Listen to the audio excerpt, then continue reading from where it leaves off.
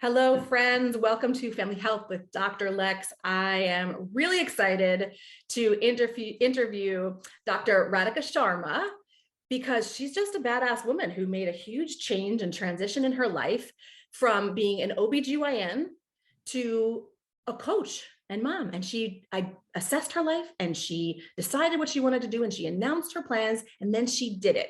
And that is one of the common threads that runs through this show is empowering us to live our best lives, identify our needs, announce them, and act on them. And so I'm so excited that you are here, Dr. Sharma. Thanks so much for joining me today.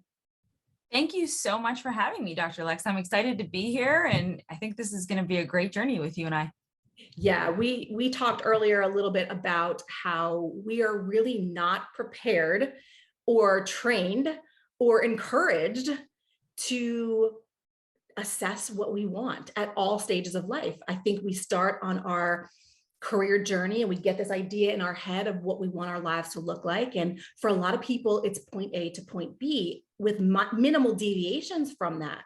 Mm-hmm. And I think that this conversation and just kind of preparing for it, I really want to talk to you about how to continually assess where you are, what you want, and how to make changes and to live through difficult transitions in life, because we all go through them, like it or not, intentional or unintentional, and they can make or break us. They can make us put us into some really dark places, or they can bring us to some of the brightest, most beautiful, uncharted and unexplored territory. So I would love for you to tell my friends who are listening how you kind of came to be a coach when you started out working as an obstetrician gynecologist. Yes, absolutely. So I'm going to say that my story is probably not very different, whether you're a physician or an entrepreneur.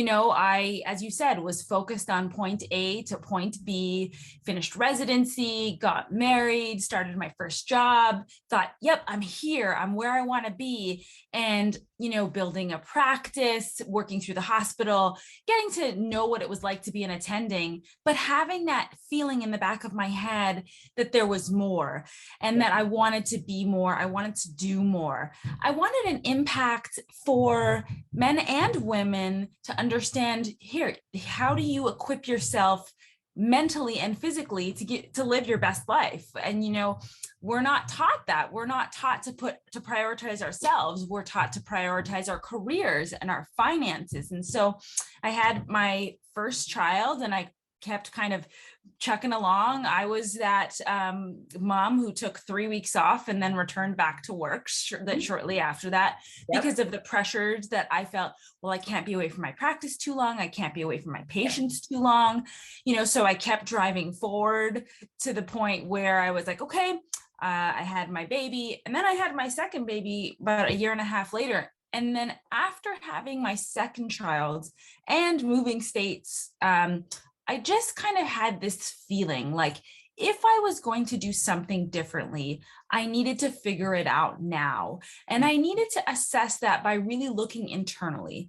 So I really started kind of doing what everybody does, looking on the internet, trying to find groups, trying to find things that I could connect to. And what I kept finding is I didn't think there was enough support out there for people who were at this point of their career looking for something more or looking for making a transition. And so that's kind of where everything began. I kind of came across a couple Facebook groups that started introducing me to the idea of coaching. I had been following several different coach podcasts, reading different books, and then I started looking into different coaching courses. And from there, I decided to commit. And now you provide support, education, accountability for people who are trying to find what it is that they really want, that will really help them fulfill their potential and live the life that they want. Is that what you? Yeah, I would definitely agree. So what I did is I felt like I kind of created this model of what who I was trying to serve. Yeah. And I saw the busy mom or dad or just busy individual walking through the door of their garage with a backpack on their back, a child or a dog on one arm, a pile of books on their head, and just trying to juggle it all.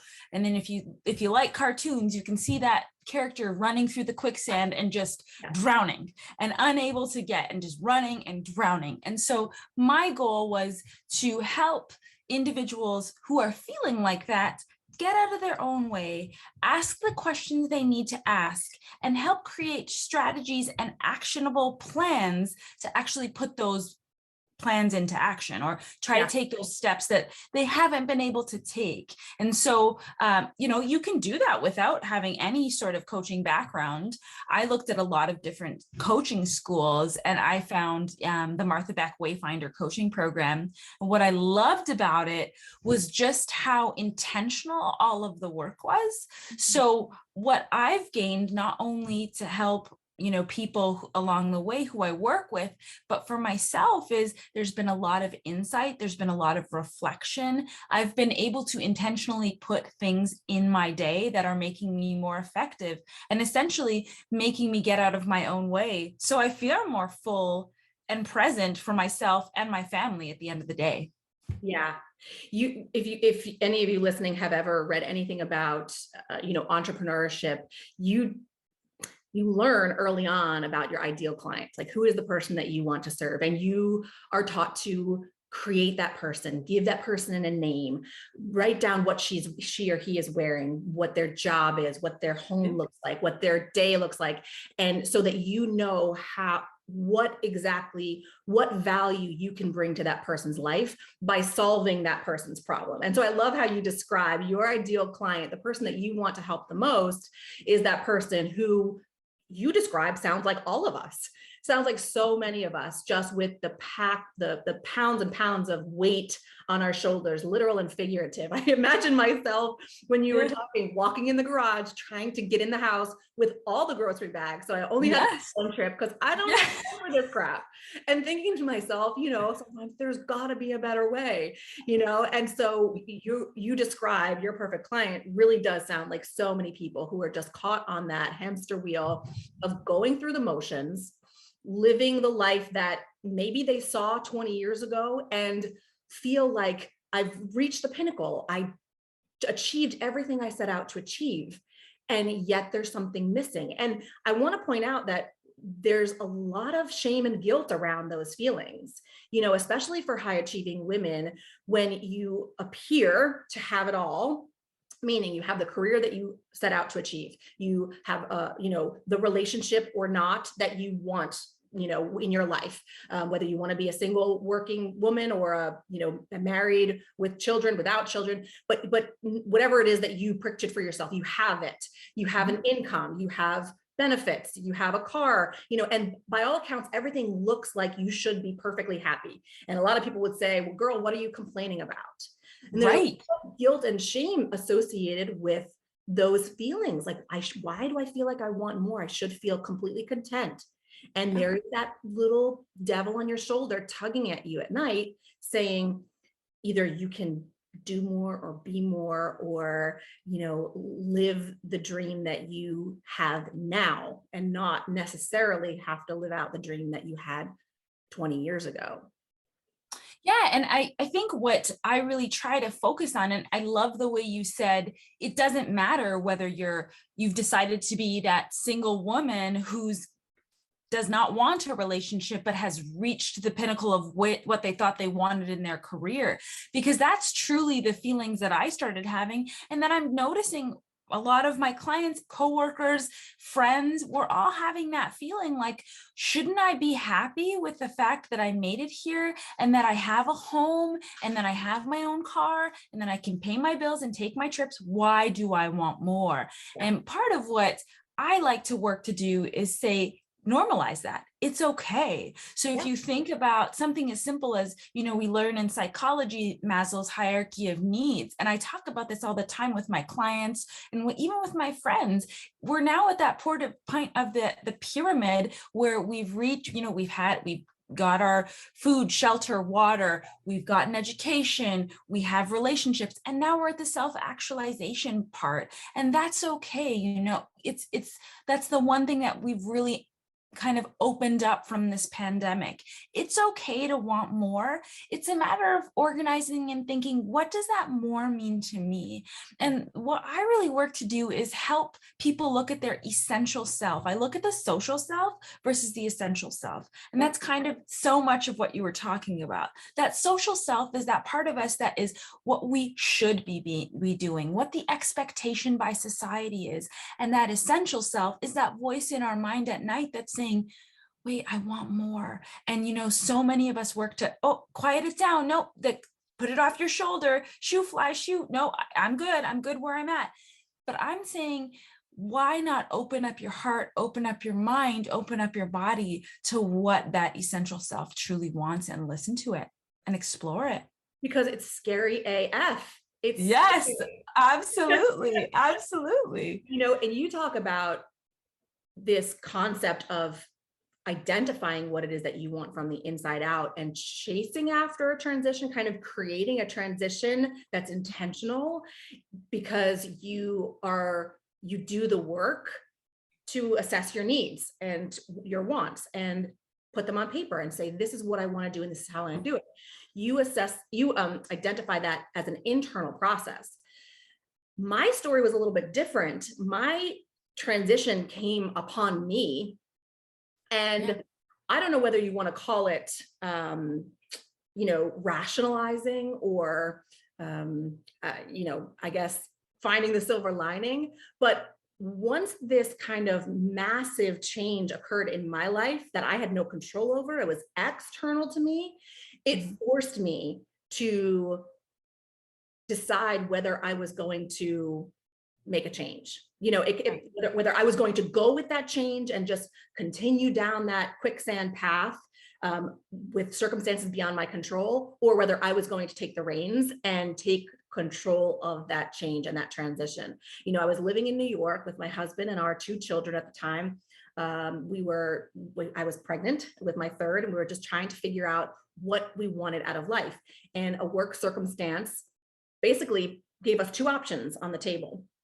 And so we sat down and we said, well, we can either go with this option and stay here and continue down this path where essentially we were working very hard, 2 incomes, busy household with kids, working hard just to pay the bills and not spending a ton of time with our kids. Or we can take the hard road. You know, that's going to be a hard road, but we can take the harder road, which is identify that we don't want that and make a massive change. And the easy thing for us to change, believe it or not, was the place where we lived, because by moving 600 miles to North Carolina, we freed up a whole bunch of financial cash flow. You know, the lower cost of living allowed us to do the other things that we wanted to do. Yes, we sacrificed some things. We both grew up on the ocean, and we live in central North Carolina where it's 2 hours. So that was a sacrifice. We experienced a massive shift in our careers. My husband went from a career in education where he had a pension and, you know, 10 years in and benefits, and he was a high ranking in that hierarchy, and he left all of it behind to start from scratch, a real estate company here in North Carolina. So we weighed what was going to happen, the pros and cons, the money down to the cent of, you know, whether this is going to work or not. And ultimately, we went down what we think was the harder path. And that forced a shift in mindset, and it forced us to go internal and assess what we wanted. So kind of the opposite, we look at it now as the greatest thing we ever did. And whether that's rationalizing or whether it's really just kind of the fact that we stepped back and did the assessment and took a look and made decisions about what we wanted and how we were going to pursue what we wanted. I mean, we thought about everything. Where do we want to raise our children? Do we want them to be able to walk to the grocery store or, you know, ride go-karts in the woods? Do we want to, you know, spend more money on taxes for a better school district, or do we want to homeschool them and go, you know, travel half the year? we thought about all of it. And it was such a valuable and difficult lesson in self-reflection and self-assessment for us as individuals and as a couple, how we wanted to see our future selves.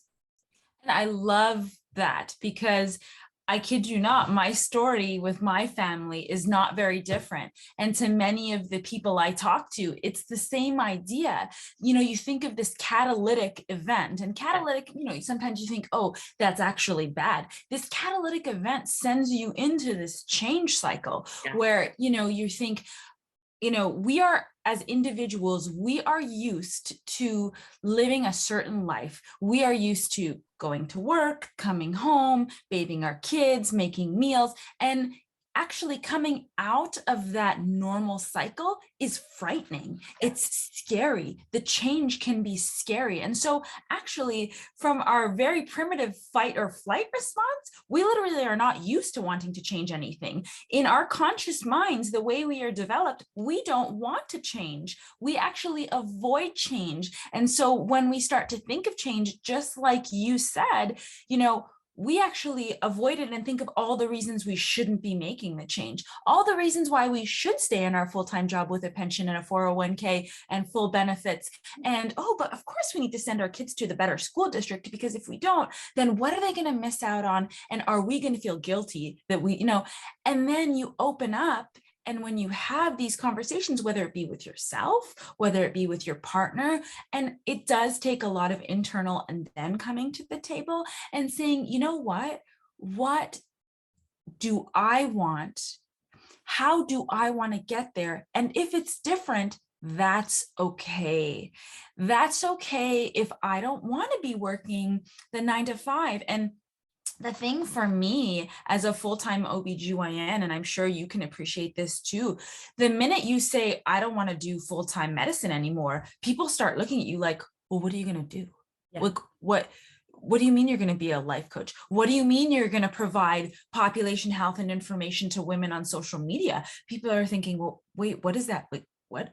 Like, how, why would you leave medicine? And so what people don't understand is that is something that I evaluated for myself, that I absolutely love my career. I love being an OBGYN. I have not completely left medicine, but I just realized that my impact, I wanted to, you know, also strike from a wellness position. And I was seeing my patients, especially during this pandemic, as I'm sure you have, that it was so much more than health. Like their health, they were coming into the office because they were missing that human connection and the ability to talk to someone. And this was unroofing with everybody at home and the world shut down, unroofing what they really wanted. And they were scared to do it. And so that's the beauty of being able to, you know, create an alliance with someone to help walk them through that, because majority of us are like, I'm not doing that work. It's way too hard. It's too hard to look into my mind and face the feeling of, what if I fail? What if this doesn't work? What if this change does not benefit my family? And so that's a lot of the things that I've noticed from so many individuals around me. And that's kind of what led me to be like, this is my calling. This is what I want to do. Yeah, I think the pandemic was this kind of grand pause. I talk to my kids in terms that, you know, of like, I feel like Mother Nature, like the universe intervened upon us and forced us to pause and listen to the voices in our heads, listen to the people who are immediately around us, and assess whether or not we want to continue in this endless rat race, or whether we want to change our lives and make it different. And that silence, that inactivity, that time that we were afforded, you know, obviously the pandemic was grave, you know, mortality and so many negative things came from it. But I feel like the one silver lining was that we were given that time, we were granted that time to rest and to assess. And so many people are coming out of it thinking, I don't want to go back to what it was before. I don't want to be idle. I don't want to be locked in my home. I don't want to work on Zoom every day for the rest of my life. But do want something different or something more. And, people were given the chance to go outside and, garden, and people were given the chance to hike and maybe take a road trip or, explore other things that they had to fill their time with. Like, man, I missed crocheting. I'm not a crocheter, but like, as an example, Yeah. I really missed the time that I used to have or make to do the things that I love to do, record an album, learn an instrument, cook, all these things that we fill our days with other obligations that take us away from the things that made us who we are.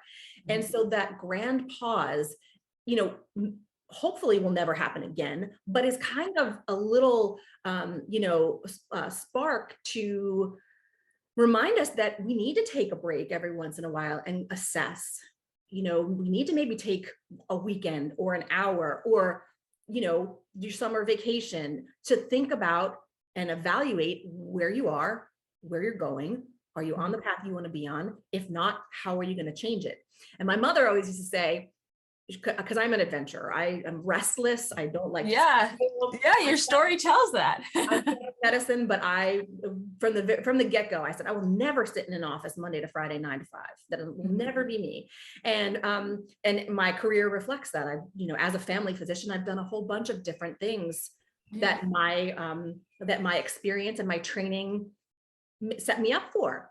Sure. But my mother used to say, you write your plans down. You write every single thing down that you want to do. You don't have to sit in an office 9 to 5. She's like, you want to teach, you teach. You want to write a book, you write a book. You want to, she's like, write all your plans in pencil. She would say, that's it. Just don't be afraid to erase it and rewrite it or rewrite an entirely new story.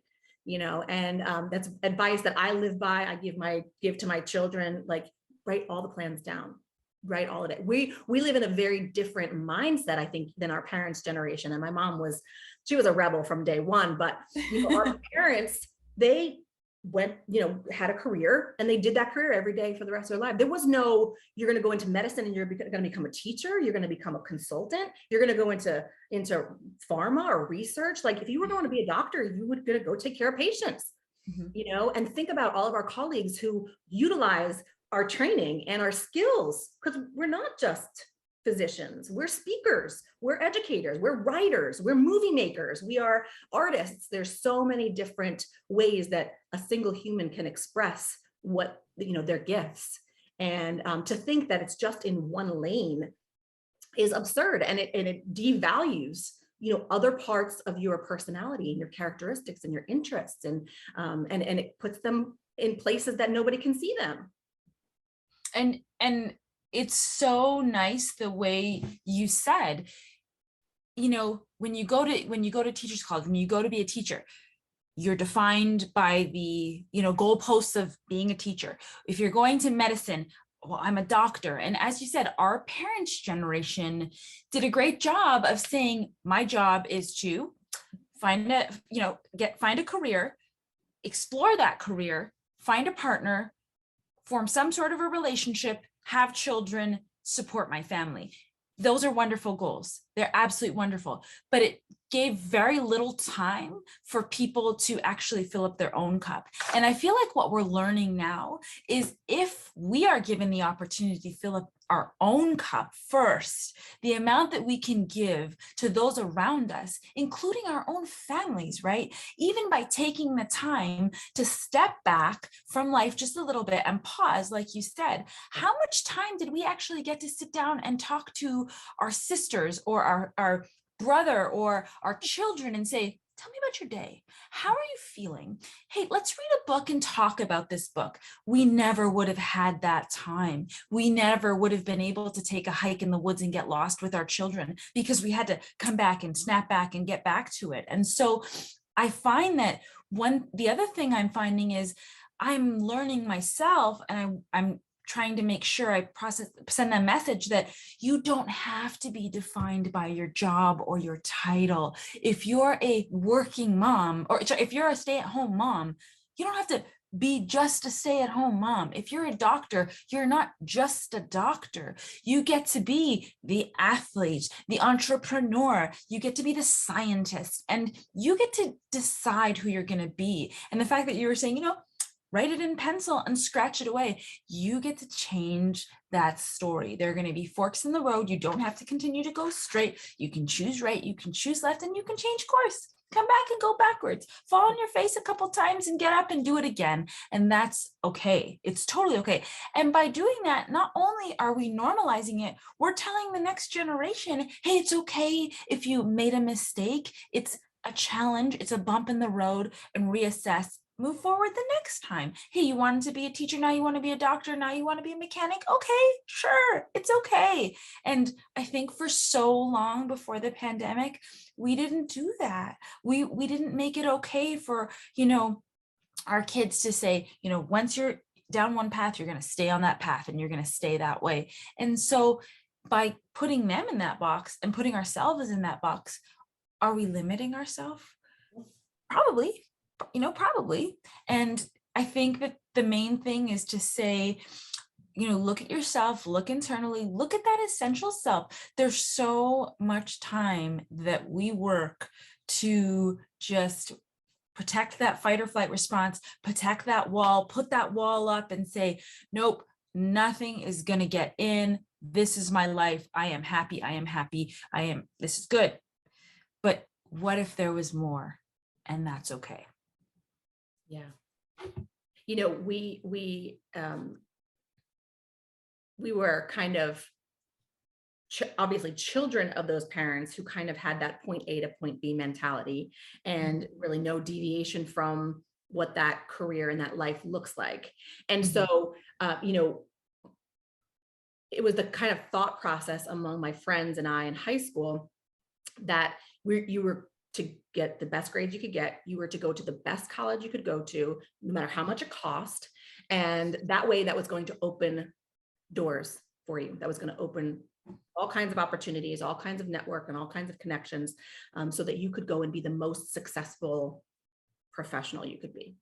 And now when I look back at that, I'm kind of appalled at that approach. And it wasn't that my parents really put that on me. I mean, they wanted me to go to college, but so that wasn't really ever a conversation about not going to college. But now I think to myself, my goal was to become the most successful professional that I could become. And really, I'd never had the chance to develop my own idea of what success is. If I look back now at myself at 18, 19, 20, 21, getting ready to graduate college, it would have, and I look at my daughter who's getting ready to go to college in a couple of years, I will see her as successful no matter, as long as she's happy. But, if she decides she wants to take a year and go, travel the world, or if she wants to try to start a business, or if she doesn't want to go to college and she wants to do something different, each person's definition of success can look very different, especially nowadays when it is so easy to create a career. It is so easy to, start a business, or, jump into opportunities that you might not easily walk into if you went down the college path, high school, college, career path. There's so much that's out there. What it really boils down to is, at this point, I can't put any of what I look at as success onto my child who's going to be making decisions about her life going forward. I have to allow her to say, what do you think will make you successful? And to be honest, you don't have to decide in college. If you don't, if you go to college, you don't have to pick a career. You can start, you could do whatever you want. And then when you're ready and you know what you want to do, you can start to go down that path. It doesn't have to be at 21 when you haven't even really explored yourself or the world. And we also have left out we have not allowed ourselves to go through seasons of life. What we want for ourselves and our life when we're 20, 25, 30 looks very different than what we want for our lives at 60, 65, 70, And so to transition and change as our life circumstances change is something that is not there's not enough value or emphasis placed. And I feel like it should. I feel like your life should change, between decades or between circumstances. When you have a child, that's a massive change in your life. Why wouldn't your career your work hours, your hobbies, why wouldn't that all change? When your kids go to college and you become empty nesters, why is that not a marker, a chapter in your life that's a gateway to change? You're already changing everything. You may as well consider doing something different than what you've been doing. We don't allow for those chapters to open and close. We think that it's just one long book that is continuous and unchanging. I don't know. Yeah, I think a big thing. No, I absolutely agree. And I think that the big thing, the big word that I focused on so much is transitions, and saying it's, looping from one to the next to the next. I know that I came to a point in my career where I knew I loved women's health, but I was waking up in the morning and thinking, why am I doing this again? I'm coming home, I'm racing home from the office in order to put a nice healthy cooked meal on the table, or at least warm up some sort of leftovers, and then bring the best version of myself, however I'm feeling from the day, for my children, in order to get them to bath time, bedtime, and put my feet up and pass out and not give myself anything, do it all over again. And so when I woke up when I started, I shouldn't say when I woke up, when I started listening to, hey, if you're not loving this anymore, that's okay. The first reaction to me was, wait, no, you have to love this. You're going to be doing this till you're ready to retire, till like your eyesight gives out and you can't work you can't work in the OR anymore.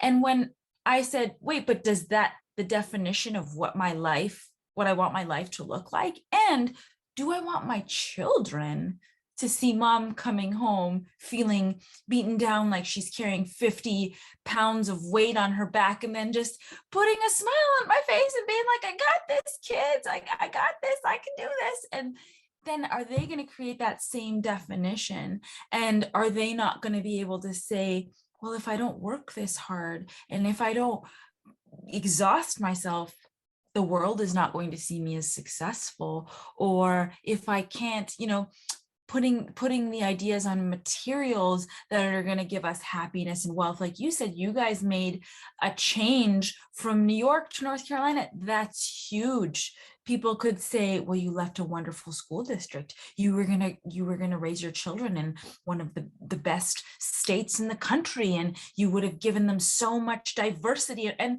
But if you couldn't give them that time and give them that connection and really help them learn who they are we really giving them the wealth that they need? Yeah. And when you look at it from the perspective of, for the parents who are listening, when you look at it from the perspective of, even if you can't do this or recognize this for yourself, when you know you're willing to do anything to make your children's lives, happy and successful, if you put it in that perspective, like, what kind of lesson am I teaching? What kind of legacy am I leaving or example am I setting for my children? It really changes your motivation. It really, kind of gives you this push from behind. Like, you're not going to do it for yourself.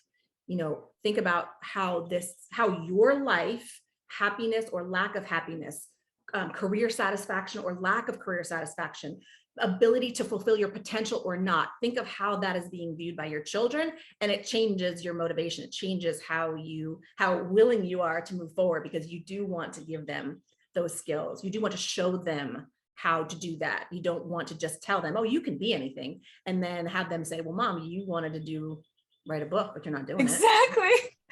Exactly. And I mean, it's so good that you say that, because the truth is, we were, if we had the parents that were really focused on that point A to point B, that this is the way it should be, then we're modeling off of them, right? So how will they know any different than, like, well, and I pride, the importance of academia, but I also pride the importance of, like, being a good person. Sometimes that whole competitive nature to, well, I have to be the best. what does the best mean? What does it mean if we can't teach them kindness and compassion and empathy? And, in medicine, there's an inherent competition between physicians all the time. I find it's, I feel like we're sometimes the one group of people who don't try to come together and kind of build everyone up and say, hey, it's okay if you want to make a change and you've decided that medicine is not your everything.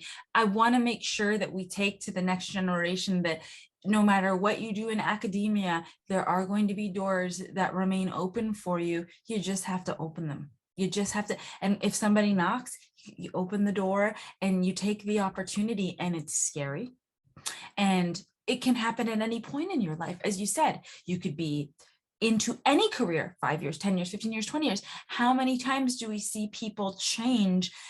And yes, you're going to have the noise around you saying, why would she do that? Why would he do that? What's the family going to feel? That is all going to happen. The truth is, how are we going to react to it? And is it going to stop us from fulfilling the dream, the potential, the wish, the desire that we have? Yeah. And how, we deal life and death all the time. How many, how much regret will you have when you're, towards the end of your life, looking back? What are you going to say you wish you did differently? What are you going to say you wish you did differently? Do it, because that, you don't know how much time. We know all too well that you don't know how much time you have. And it sounds cliche, but when you meet people with the regrets, who are on their way out, it really forces us to take a good look at what we're doing and how we're living and how we want to do better and be better for ourselves, for our families, for our children. It's really eye-opening. And I find that a lot of our colleagues feel that way because we hold life and death in our hands every day. I want to address something though that is kind of logistical. Is that a word? Logistical or logistic? Logistical? Yeah, it might work. I want to discuss the logistics of this. Yeah. My friends who are listening are going to say, well, you're talking how you and your physician colleague friends, want to take a break and, change direction in your life. And I want you to explain to me how you coach people who are going through this, who are evaluating the potential, how this is going to affect them financially. Even though I have an income that can support me taking a break and evaluating my life, I have had to work twice as hard to get ahead in one area so that I could cut back in the other. I had to make shifts to my finances as well. So I don't want my friends who are listening to think that only people who have the financial means to make a change in their life can. So tell me how someone with a median income who is, working a 9-to-5 and doing the same kind of stuff that we're talking about, can make that shift, even if they don't have a ton of money in the bank or a ton of vacation time. Where do people start? This is not something that is a luxury. This is something that everyone has access to, and the change that everyone can make, regardless of your income, regardless of your socioeconomic status or your education level. Tell me how my and I think that's so good, because I'll agree with you that when I left full-time practice, you could say, oh yeah, of course she could do that, she's a physician. But keep in mind, like, guys, I had a ton of student debt. There was a ton of other, financial obligations that I had. Everyone forgets about the debt. Everyone forgets, right? It's like, oh yeah, they make, sure. And then I also have a home and mortgage, just like everybody else. Just like everybody else. The truth is, I had to reevaluate what was important to me. And so what I try to focus on is, I'm not saying, hey, up and leave your career. I'm saying, let's look at what factors in your life are currently feeling like they're displeasing to you.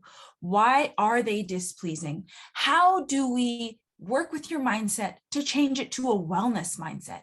Because we know that our bodies very much react to our thoughts, our feelings, our actions. If you're at a place, or, whether you're at a school or you're at an office, or even if you're in Zoom, you can pick this up, that the environment is toxic, that you can feel the toxicity.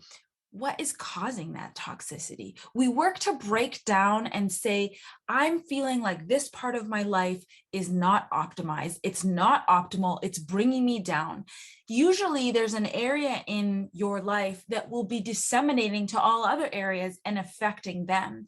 And what we do is we work to identify those thoughts. I always talk to my clients about catching those thoughts out of the air and figuring out, where did they come from? And what do we want those thoughts to look like? How would we be able to change things if we didn't have that thought? What makes that thought not true? When you change the thought, then you feel differently, and then you can act differently. And even from a financial perspective, the first thing when someone says, I'm going to take a break, a sabbatical, okay, fine. So what would you need to do? How much time do you want in order to re-energize, recuperate? What do you need? Do you need a day? Do you need 6 hours? Do you need an afternoon to yourself in order to journal? What do you need that will allow you to reset that body compass? And then I really work with people on something that I love to call the body compass. And it's right from my coaching. And what we do is we work to help you understand why, what you're thinking, what you're feeling, how does your body react? And really allow your body to lead helping you make the decisions. Because I'll tell you, if you're starting to get that racing heart rate, the I'm going to throw up feeling, you feel like you're going to buckle at the knees, you feel like you're going to pass out, it's likely what you're doing is not serving you for the better. And you're not going to feel like you're getting ahead, and you're going to continue to run in this quicksand. Whereas if we reevaluate and think, okay, what brings me that warm feeling inside, the tingling in my fingers that feels so good, that smile on my face that I can't wipe off, the cheeks, what is doing that? And it may not be leaving your job. It may be like, I really like to go for a walk. Yeah. Fresh, I get outside, I had a stressful conversation, a stressful Zoom meeting, I had something that was a trigger. What did I do to take that trigger and change the thought and do an action that made me feel better? I went outside and took 5 breaths of fresh air. I went outside and I stretched. I stood up from my desk and I went and made a coffee, and that brought me joy. It's looking back at the things that are going to create joy and change the negative mindset to, hey, I'm going to do these actionable things, and it's going to be little steps. It's not like I just woke up in November and said, I'm leaving, I'm out. Nope, no plan. They were actionable steps that I started listening to myself. I started creating a plan, and then I took a step. And that's what I do with people. I say, what do we want? What is our goal? What are the top 3 goals that we want to achieve right now? And then we work towards setting up a strategy and a plan that's actionable and that actually works for you. Yeah, when you talk about making these massive moves or going through massive transitions, like a move of your location or a change in your career, or shifting the dynamics of the workload at home, which partner is going to parent and drive the kids around, which one parent's going to be the breadwinner. These are like massive life changes. These are huge. They affect your finances. They affect your future. They affect the kind of house you live in, where you live. They even affect your self-worth. Yeah. You have questions like, what am I bringing to the table now? Yeah. So we can address those big things, but what you're saying is that we have to get to know ourselves first. We have to get to know about the very small things that are in our daily lives that bring us joy, that we can create, we can make time for. And when we start to get to know those parts of ourselves, and we can identify which emotions we want to have, the physical sensations that we want to feel, we can decide that we want to be in that kind of mindset more often than not, then you can start to have the confidence and place enough value on those feelings and emotions that will give you the courage to go forward and make those next steps, take those next steps towards a bigger transition. And I love how you talk about journaling, because I always look at journaling like we give our other people a lot more compassion and love and wiggle room. What's the word? We give people a lot more freedom than we give ourselves. And 100%. And so when you journal, it's funny because you're writing things down that are coming from your mind and your brain, and you're writing them down. And when they're on paper outside in front of you, it's almost like it's not you.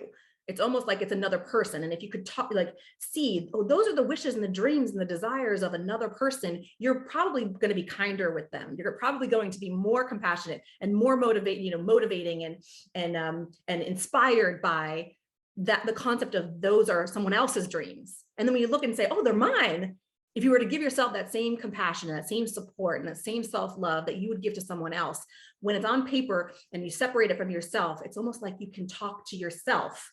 You can encourage yourself. You can give that motivation and that self. You're that third party. You're that third party you need. You're the you're the cheerleader. We all look for what is going to make us feel good from around us. Yeah. And then to actually say, how much have I gotten to know what I can give myself? Yeah. Because by giving to myself, then I'll be able to create actionable steps. And I know a lot of people say, well, but one day I'm going to have to just change everything. But the change is slow. Neither you nor I, when we made the large changes in our life, we didn't just wake up and you and your husband didn't decide, hey, next week we're moving.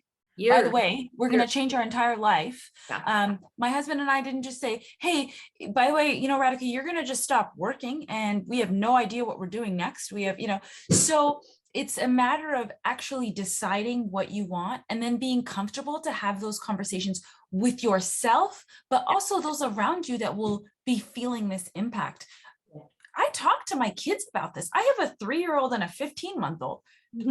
I know they didn't really understand, but by saying it out loud and saying, this is what mommy's going to do, and this is how we're going to do this, I felt that I was involving my entire world and I was taking accountability for these actions. Yeah. Yeah.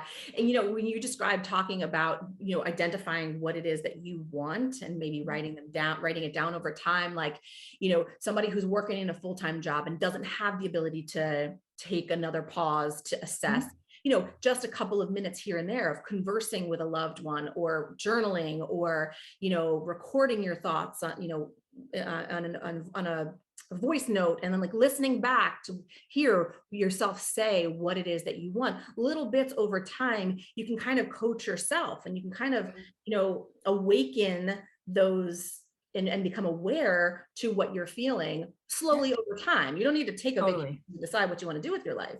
But when you get to know yourself and you have an idea of your goals, it sounds silly. It's like, we know we feel things, but a lot of times we don't name those feelings. Like, I feel frustrated with my job or whatever, and then, or I feel frustrated when I have to make dinner every night. Exactly. Like, it's little changes, not even saying so much like, hey, leave your job tomorrow, because a lot of people will say, but I like my job. I feel stressed by something that's going on at home, or something when I went to the gym, or when I go to a class, somebody says this to me. And we don't realize that sometimes we take these little things and we allow them to compound so much that they start affecting the world around us. They start, again, flowing to every part. It's like a web, right? And so it's like opening up that web, giving it some air, giving it some space, and giving yourself that time and that space to decide, hey, how am I going to reevaluate, restructure,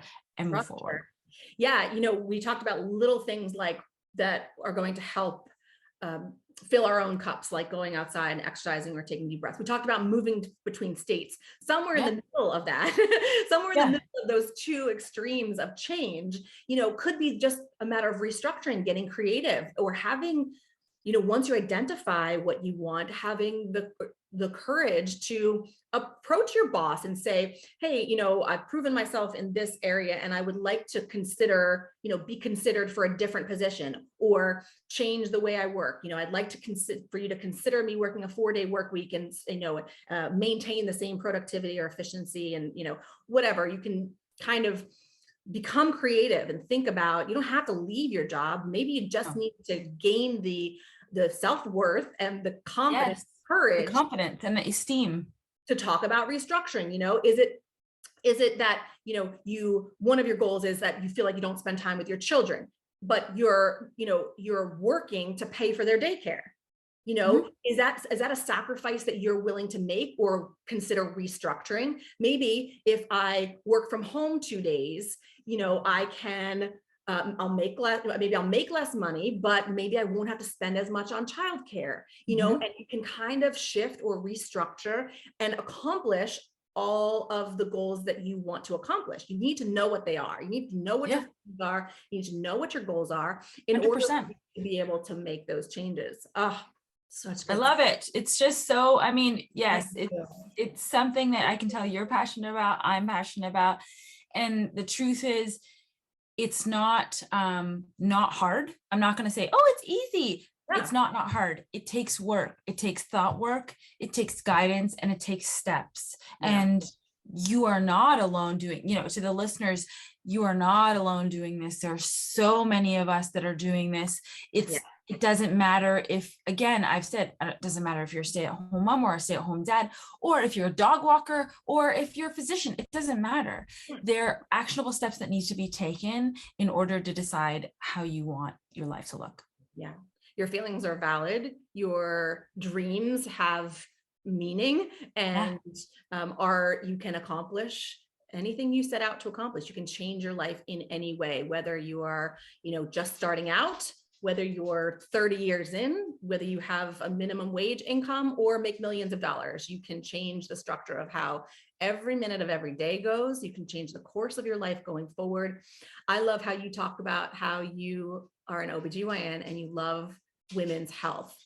And when you said that, initially, anyone thinking that a physician who takes care of women's health is obviously taking care of their bodies and their babies. And what I heard when you said that, hey, stop it, my dog's fucking. What I heard when you said that was you are taking care of women's health. You are taking care of our minds and our dreams, and giving women the support and education and confidence to go forward. And that's women's health. That's what we're here for. That's why we are talking about this. And for those people who are listening, your mental health trumps, you know, it is directly related to your physical health, but it trumps everything. You know, your being happy is your being healthy. And when you're in a healthy place, emotionally, spiritually, mentally, you are more inclined to take care of your body, and you're more inclined to live a healthy life and engage in relationships and jobs and activities that fill you up and not bring you down. So as an OBGYN, you take care of women's bodies, but the work that you are doing truly is transformative for people. And I really appreciate that you are utilizing your training, your experience, your communication skills to help people make these moves. Thank you so much. I mean, that means a lot. So thank you. I appreciate that. I adore you. I want you to tell my friends who are listening where they can find you in case they want to learn more from you or even work with you. Yes, absolutely. So I'm on all of the social media outlets. I am on Instagram and TikTok at Busy OB Mama. That's me. And then I'm on the busyobs.com. And I think that we can place all that in the notes. And yeah, please feel free. I'm taking people. And even if you just need someone to chat with about how to get started, that's where I am. And I'm happy to be here. It's funny you mentioned social media, and I'll leave you with this, friends. You know, there's so many free resources out there. There's so many books and podcasts and experts who are sharing advice for free. We're out there giving information and motivation and inspiration out there for free. So when I'm speaking with my friends, these colleagues that I interview on this podcast, I really want you to go and follow them online, because, you know, it might make the difference between whether you wake up and do the same old stuff or, you know, change course in your life for the better. So we're here to educate and inspire you. And I hope that you feel educated and inspired with each podcast. I speak with these physicians and these women physicians for a reason. You are goals, Radhika Sharma. You are Thank you. And you can be too. And you're amazing. I just love it. It's just so great. I love it. Thank you so much for being here and for doing what you do. You are valued, you're appreciated, you are loved. And I hope that we can do this again soon. I hope so too. Yeah. Thank you again for having me. My pleasure. Take care. Okay.